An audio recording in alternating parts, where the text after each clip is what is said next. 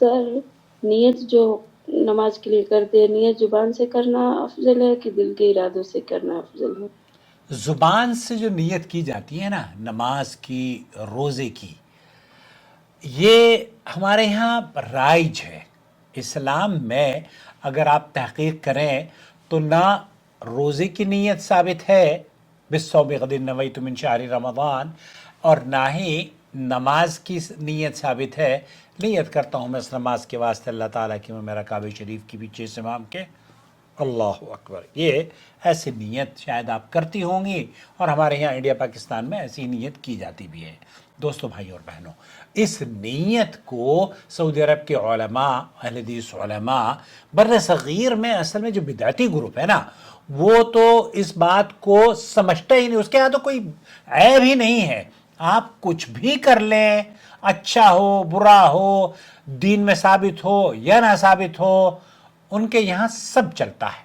लेकिन दीन जिसका नाम है, जो अल्लाह ताला ने नबी करीम सल्लल्लाहु अलैहि वसल्लम पर नाजिल किया, अल्लाह के रसूल सल्लल्लाहु अलैहि वसल्लम पर कुरान और हदीस की शक्ल में नाजिल हुआ, उस दीन में, जिस दीन में नमाज पढ़ने का तरीक़ा है, जिस दीन में रोज़ा रखना कब से कब तक रखा जाता है, कब क्या खा लेंगे तो रोज़ा टूट जाएगा, क्या कर लेंगे तो रोज़े पर असर होगा, नमाज को किस तरीक़े से पढ़ना है, ये तमाम बातें दीन में है ना।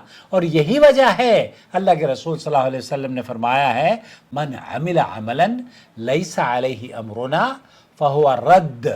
अगर कोई शख्स ऐसा काम करता है जिस पर हमारा हुक्म नहीं, तो वो मरदूद है, काबिल कबूल नहीं है। और एक दूसरी हदीस में अल्लाह के रसूल सल्लल्लाहु अलैहि वसल्लम ने फरमाया, जो भी दीन के अंदर नए काम ईजाद किए जाते हैं, फमन अहदथ फी अमरिना हादा मा लैसा मिन्हु, और दीन में उसकी एहसास मौजूद नहीं है, फहुवा रद्द, मरदूद है, काबिल कबूल नहीं है।